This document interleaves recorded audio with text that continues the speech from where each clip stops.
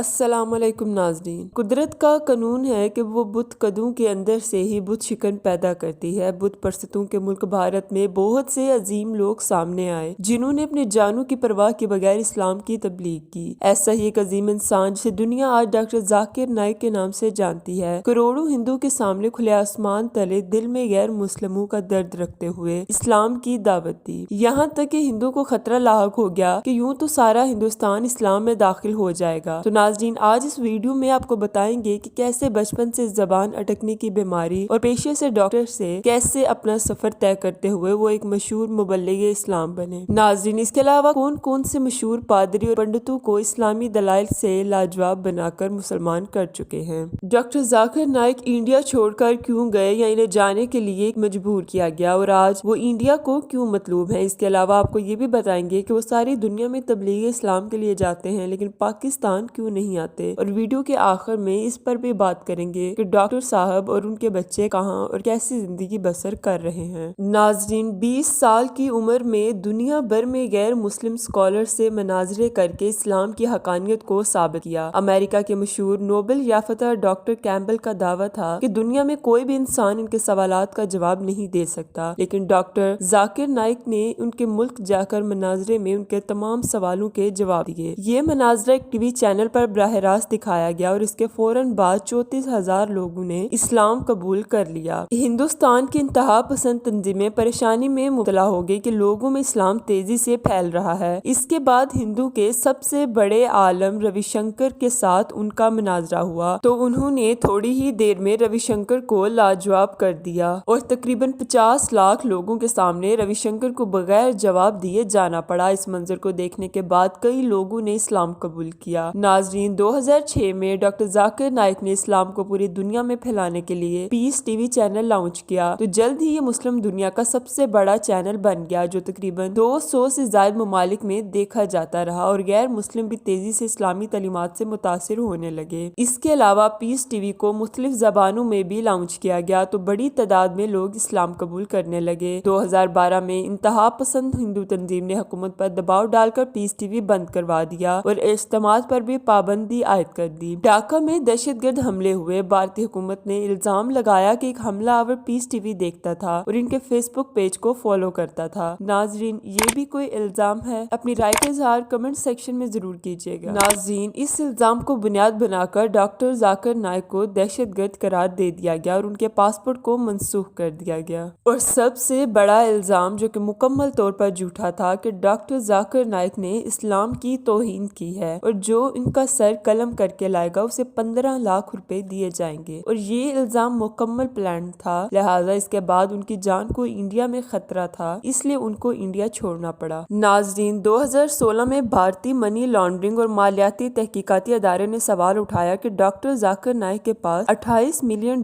کے اثاثے آئے کہاں سے۔ حقیقت تو یہ تھی کہ یہ پیسے باہر سے آئے اور انڈین اسٹیٹ بینک سے منظور ہو کر آئے تھے، لیکن چونکہ ڈاکٹر ذاکر نائک کو انڈیا میں بین کرنا تھا اور وہ حق پر تھے، اس میں کسی قسم کا جھوٹ نہیں تھا، اس لیے انہوں نے اس کا ڈٹ کر مقابلہ کیا، پریس کانفرنس کی اور تمام اثاثوں کے ثبوت دیے۔ ڈاکٹر صاحب پر جو الزام لگایا گیا وہ کچھ یوں تھا کہ اسلامی ممالک کی طرف سے مسلمانوں کی دفاعی اور رفاہی کاموں کے لیے دی گئی مدد سے یہ اثاثے بنائے گئے ہیں۔ ناظرین، ڈاکٹر صاحب کے خلاف رپورٹ میں یہ الزام تھا کہ انہوں نے اسلامک ریسرچ فاؤنڈیشن مشکوک ذرائع سے عطیات حاصل کرنے کے لیے بنائی ہے۔ اس کے علاوہ یہ الزام بھی عائد کیا گیا کہ 2004 سے 2017 تک کئی ممالک سے 65 کروڑ وصول کیے اور یہ رقم ان کی والدہ اور اہلیہ کے اکاؤنٹ میں آئی۔ ان کا مزید کہنا تھا کہ اس رقم کی وصولی کا ذریعہ نامعلوم ہے، لیکن دوستو یہاں سوچنے والی بات یہ ہے کہ بینک کا سسٹم یہ تو بتا دے کہ کون سے اکاؤنٹ میں کتنی رقم آئی، لیکن کہاں سے آئی یہ نہ بتائے۔ اس بارے میں اپنی رائے کا اظہار کمنٹ سیکشن میں ضرور کیجیے گا۔ تو دوستو، اس الزام کو بنیاد بنا کر ان کے اثاثوں کی ضبطگی کا عمل شروع کر دیا گیا۔ اسلامک ریسرچ فاؤنڈیشن اور اس کے تمام دفاتر بند کر دیے گئے اور بھارتی حکومت نے اسلامک ریسرچ فاؤنڈیشن سمیت میڈیا لائبریری پر بھی قبضہ کر لیا۔ ناظرین، آپ کو بتائیں کہ آج ڈاکٹر ذاکر نائک ملیشیا میں اپنی اہلیہ کے ساتھ تبلیغ اسلام جاری رکھے ہوئے ہیں، اور بھارت کی لاکھ کوشش کے باوجود ملیشین وزیر اعظم نے ڈاکٹر ذاکر نائک کو بھارت کے حوالے کرنے سے انکار کر دیا تھا۔ ان کے بچے سعودی عربیہ میں مقیم ہیں اور اپنی تعلیم جاری رکھے ہوئے हुए हैं। उनकी बेटियां सबसे बड़ी university princess Nora bint Abdurrahman में तालीम हासिल कर रही हैं और बेटा इमाम यूनिवर्सिटी रयाल से तालीम हासिल कर रहा है। नाजरीन, ये बात तो सच है कि डॉक्टर जाकिर नाइक पाकिस्तान आना ही नहीं चाहते, क्योंकि जब वो भारत में मुकीम थे तो उन्होंने एक इंटरव्यू में कहा कि हमें भारतीय हुकूमत ने कुछ नहीं कहा और ना तबलीग के लिए कभी परेशान किया, लेकिन अगर हमारे पासपोर्ट पर पाकिस्तान का वीजा लग गया तो हम भारत की नजरों में मशकूक हो जाएंगे और दहशतगर्द ठहराए जाएंगे। और आप भारत की पाकिस्तान खिलाफ घटिया सोच को तो जानते ही हैं कि जो अगर मैं पाकिस्तान आया तो मेरे लिए यहाँ मुश्किल हो जाएगी। इसीलिए वो तबलीग इस्लाम के लिए पूरी दुनिया घूमते हैं लेकिन पाकिस्तान नहीं आते, क्योंकि हो सकता है कि उनको पाकिस्तान का वीजा तो मिल जाए लेकिन भारतीय हुकूमत से ताल्लुकात खराब हो जाएं। नाज़रीन, आपको ये वीडियो कैसी लगी अपनी राय का इजहार कमेंट सेक्शन में जरूर कीजिएगा और अगर आपको ये वीडियो पसंद आई तो लाइक कीजिएगा और शेयर कीजिएगा। Thanks for watching.